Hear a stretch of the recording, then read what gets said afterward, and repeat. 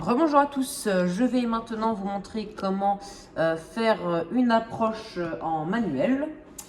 Donc j'utiliserai tout de même les faisceaux ILS pour cette démonstration. Donc on va activer les faisceaux ILS. Je sors d'une remise de gaz si vous n'avez pas vu la vidéo d'avant. Donc je vais un petit peu tout réactiver. Hop, on va prévenir nos passagers qu'on atterrit. Je pourrais également réarmer les spoilers. Mettre les autobreaks sur low parce que la piste n'est pas mouillée et que bon bah honnêtement franchement la piste de Charles de Gaulle est longue. On va pouvoir mettre un crown flaps et je vais activer dans perf l'approche, la phase d'approche. Donc voilà, on commence à tranquillement ralentir. Voilà, on voit que, bon, c'est un exemple, hein, mais le glide arrive avant le, le lock. Donc c'est pas grave, on va faire avec. C'est ce qui arrive hein, parfois, hein, honnêtement. Donc c'est parti. Je vais pas tarder à déconnecter pour pas passer au-dessus du glide. Bon alors hasard, mais je pense qu'on va en fait arriver pile dessus.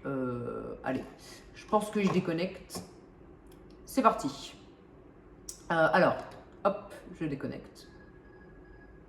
Voilà, bon là, je vais laisser un petit peu et je vais pousser légèrement.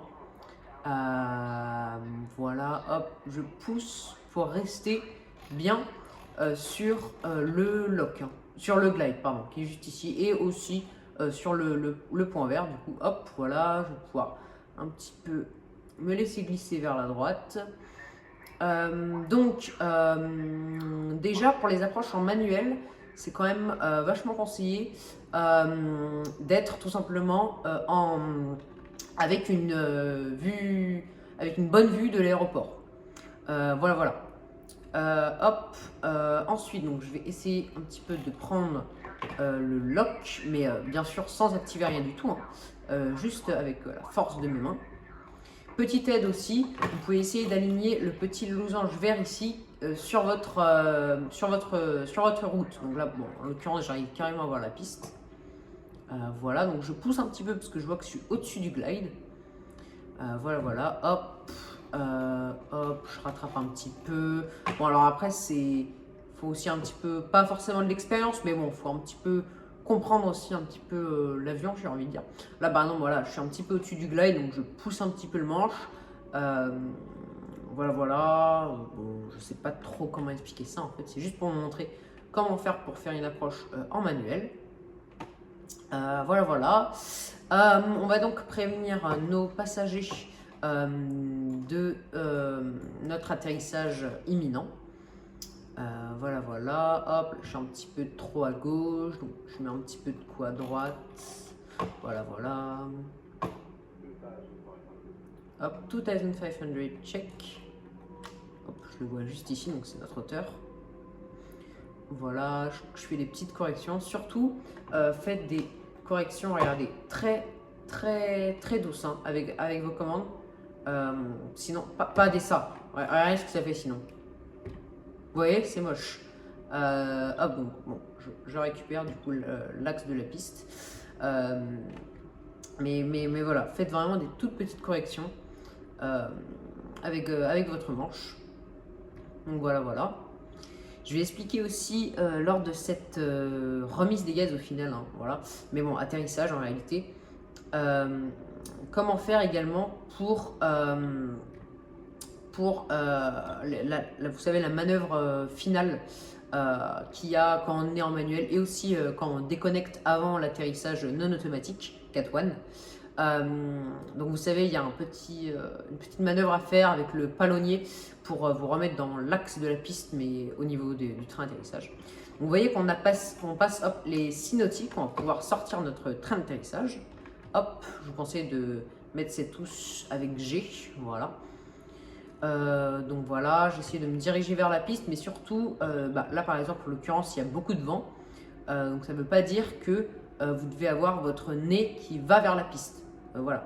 En l'occurrence, là, ça doit être pas le nez donc en jaune ici, représenté en jaune, mais le petit losange vert, qui est donc la direction où on va, qui doit être donc vers la piste. Bon là, en l'occurrence, la piste, je l'ai représentée un peu, enfin, elle est représentée un petit peu matériellement ici. Ensuite, je vais vous expliquer un autre truc important, mais même dans toutes les approches en général, ce sont les papilles. Alors, c'est un nom rigolo, mais vous voyez ces petites lumières là. 2 blanches et 2 rouges. Donc ça veut dire que je suis parfait sur l'axe, sur le plan de descente. Voilà, donc hop, je confirme train sorti. Hein, voilà, mon train est sorti. Ça veut tout simplement dire que plus, par exemple, plus il y aura de papier rouge, plus vous serez, ça veut dire que vous êtes bas. Et donc c'est pas super. Plus il y a de papier blanche, vous pouvez vous dire blanc c'est plutôt le ciel, ou je sais pas, voilà. Plus tout simplement vous serez trop haut, voilà. Donc 4 blanches, vous êtes beaucoup trop haut. 3 blanches, une rouge, vous êtes trop haut, mais ça va encore, mais descendez un petit peu quand même. Ensuite, 2 blanches et 2 rouges, comme je le suis, bon, j'ai un peu d'expérience, hein, mais voilà. Là par exemple, je suis parfait. Donc j'ai 2 blanches et 2 rouges, donc ça veut dire que je suis parfait sur la vue de descente. Bon, je triche un petit peu, hein, j'ai mon glide ici.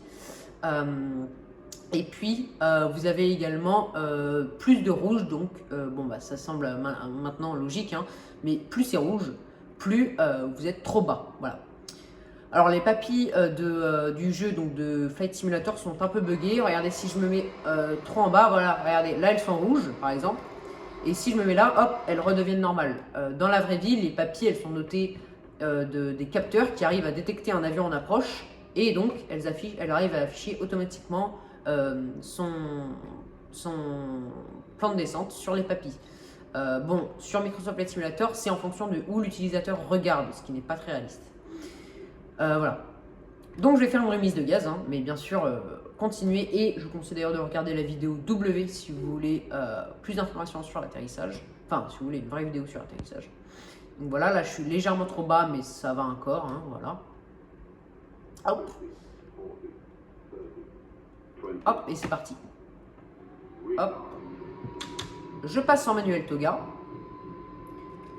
Voilà, j'affiche environ 15 degrés d'assiette en essayant de suivre mes flight directors. Je peux dès à présent réactiver mon autopilote.